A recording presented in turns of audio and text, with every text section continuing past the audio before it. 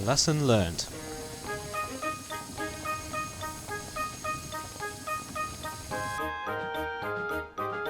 The Swanwick and Penkridge Railway had received a new load of coal. It was dusty and made more ash, which collected in the engine's smoke boxes. Filthy rubbish, they grumbled.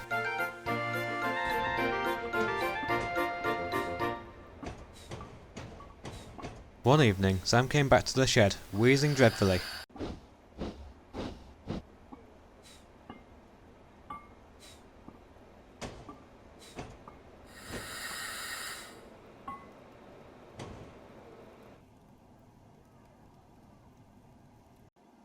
His crew had to clean an enormous pile of ash from his smoke box before he felt better.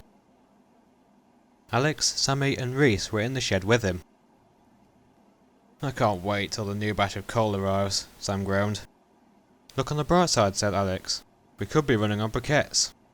"Brighton forbid!" exclaimed Reese. "Don't talk to me about those blasted briquettes." Briquettes were large lumps of coal dust and other fuels compacted into a brick, which had been used on the railways in place of coal during the Second World War.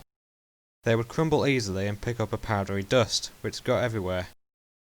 Engines and their crews hated using them. "You know," said Alex, "all this bad coal business reminds me of a story my driver told me." The other engines listened closely, and this is a story he told.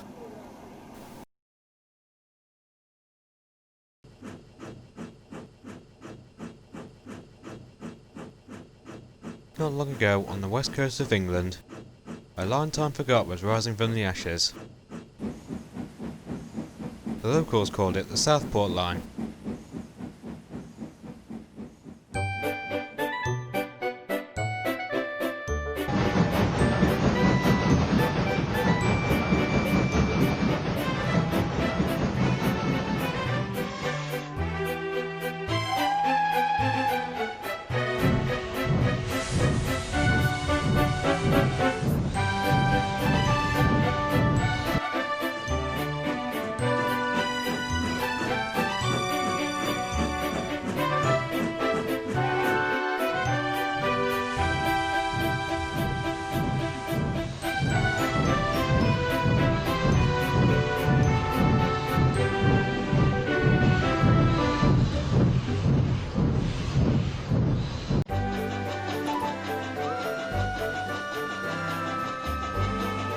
The new Preservation Society had found 3 engines to run the line. An Ivert named George, a 4600 named Paddy, and a Peckett named Edward.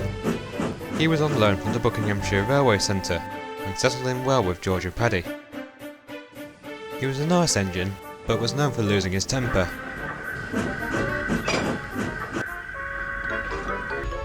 Paddy was known for being rather grumpy, though he did his work without hurry or fuss.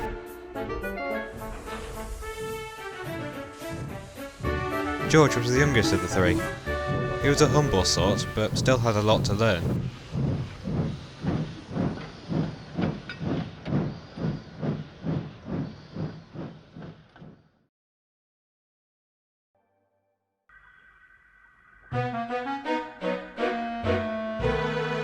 One cold winter morning, George was rudely awoken by a rather angry pannier. "Ridiculous!"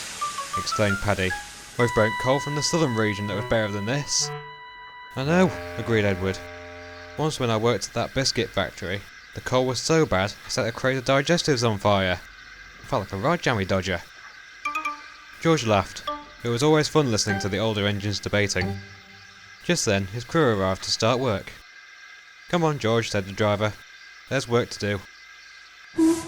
So George rolled out of the shed, collected the coaches, and made his way over to the station.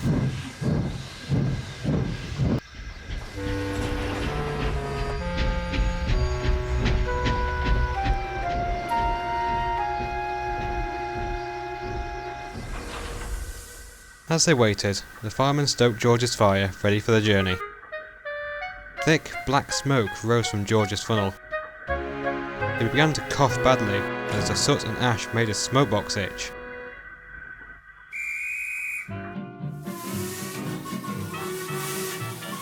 At last, the guard blew his whistle and they set off up the line.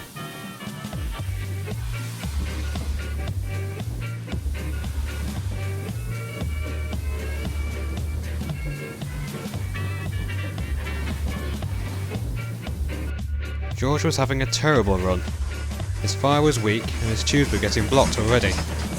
His crew weren't doing any better. Coal dust flew everywhere.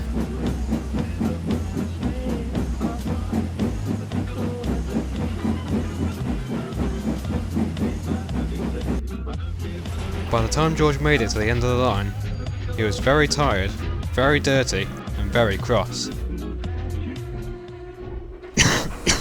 Paddy wasn't kidding, he coughed. I can't wait to be rid of this horrid stuff. His fireman uncoupled him from the train so he could be run round.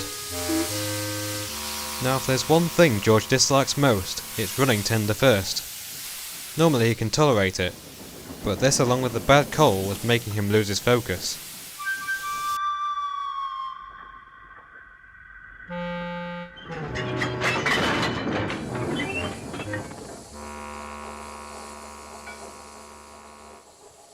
As they waited, Edward arrived with a maintenance train.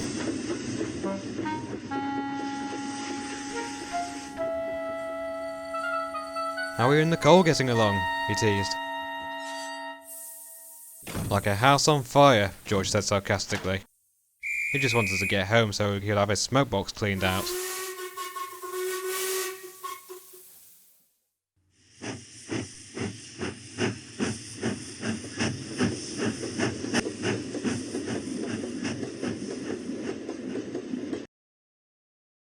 The majority of the line is double track, but somewhere near the halfway point, the track merges into one, then goes through a tunnel, over a bridge, and then splits back into two. George was scheduled to stop here in order to let Paddy pass with a goods train. As they approached the signal box, the driver applied the brakes, but George was so agitated he wasn't paying attention. Then, everything seemed to happen at once. The signalman shouted, George realised where he was, his wheels complied with the brakes, he skidded on the icy rails, the fireman dumped the sanders, and then... his tender derailed on the points. That's torn it, remarked the driver. Now what? Stop Paddy, that's what, exclaimed the fireman. He jumped down from the cab and ran along the ballast.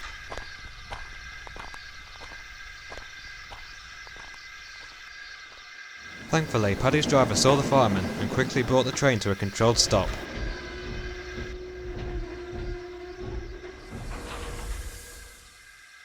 Everyone gave a sigh of relief. George felt terrible. What had started out as a promising day had turned into a disaster. Edward quickly came to the rescue with the maintenance train.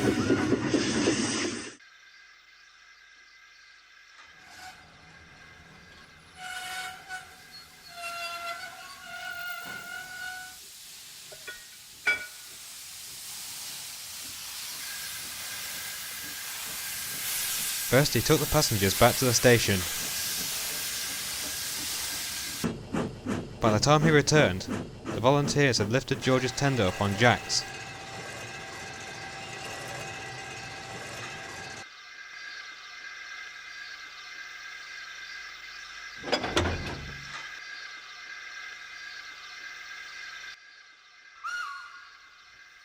Finally, with a few careful manoeuvres, George's tender was back on the rails.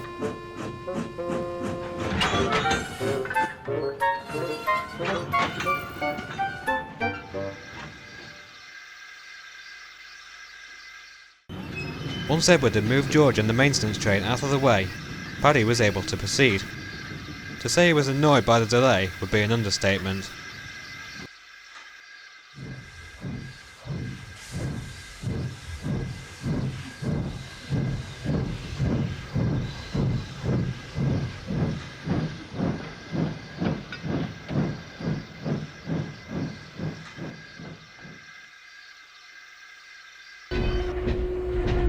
Edward agreed to look after George's trains until it was ready to work again.